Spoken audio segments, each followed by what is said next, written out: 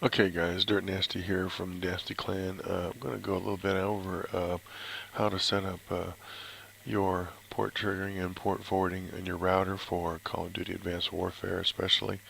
But this works for any game that has lag issues or your NAT is a strict or moderate and it's not open.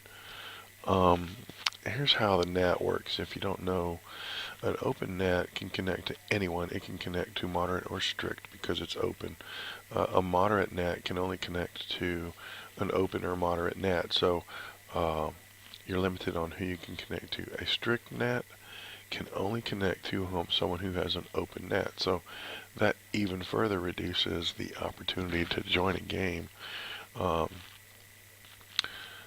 and you know, it's difficult for some software to detect which NAT you're running. Another problem is that if your ISP, your service provider, is also NATed, they could also affect how you connect because they may very well be strict, even though yours is open or moderate. So those kinds of things can also affect how you get a match or how well you connect to a match or even the opportunity to find a match. So just keep that in mind when you're looking at some gaming. Um, TCP and UDP are both protocols of IP. TCP, IP, UDP, IP. They all run on top of IP. TCP is a connection based. It's connected directly to a device, so your packets are guaranteed to get to another computer or another system. Um, and it's just read and write data. So you're guaranteed if you send a shot registration to um, to a device to hit a target, it's going to show up in TCP and it's going to get there. UDP is a little bit different.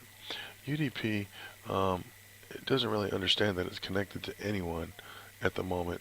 Um, so um, there's no guarantee of reliability that your packets are going to get where they're going to get. Okay, so you're sending out packets on the hopes that a host is going to get these packets from you.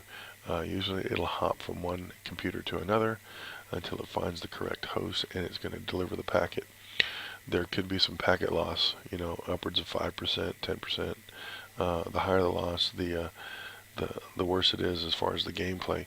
That is where your hit registration comes in. You're shooting a target, but it doesn't register to the target. That is UDP packet loss.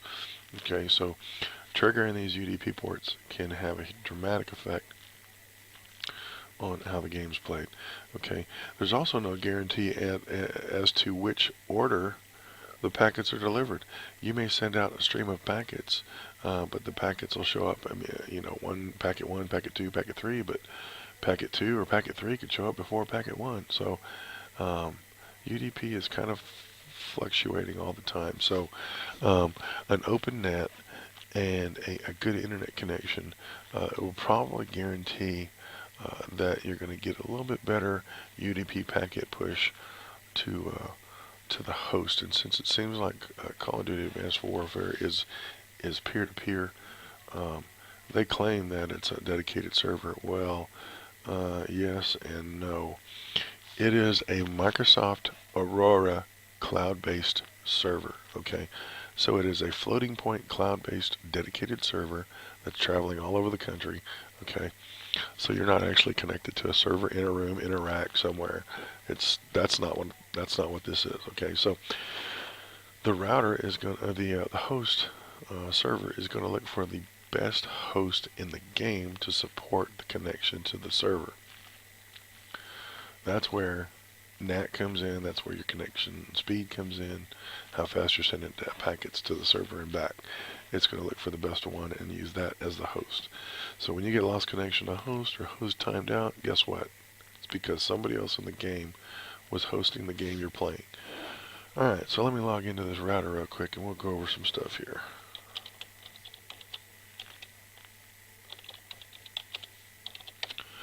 Okay, every router is different. Every router has a default IP address 192.168.1.1.0.1. It just varies. Depends on the model of router you're using. This is a Netgear N900 Extreme 9 N router. Um, And so, but you might have Linksys, you might have D-Link, whatever. Just look and see what your default settings are. Log into your router as administrator. Go to the section in your router that is the port forwarding, port triggering section. Okay, I've been doing this for quite some time, for over several titles. So, and also I have children that play on Xbox, and it required some port triggering and port forwarding on that device too. So, um, the one thing you need to be careful of, the server IP is the actual router IP address, not your internet provider connection to your router. It is your router IP address. That's the address that you set up when you set these up. So you may already have some of these TCP and UDP ranges enabled, maybe from a previous game. If so, that's fine. Just leave them like they are, and there's no big deal. If the range is slightly different, if this one is higher than the one that you had before, you might just go in and edit that one and just increase the range. But what I did here is I did Advanced Warfare, because all three of these ranges right here are new that I didn't recognize. So basically set them up each individually. Okay, when you go in your router, it should give you the opportunity to add a custom range, give the range a name, describe it, so you can differentiate between them, decide whether it's TCP or UDP. If it is a single number, then the starting number and the ending number is the same. So it would be 3478 as the starting and 3478 as the ending. And then your router IP address, and click apply. Okay. And then of course if it's a range, it's the beginning number and the ending number, and apply. And that's it really. And then go ahead and apply all changes to your router. It might require an update or save and exit type deal. You may even be required to restart Steam. That might be something you'll have to do. If you have the game running as a process in the background, you might kill the game and then restart the game completely fresh after the router changes.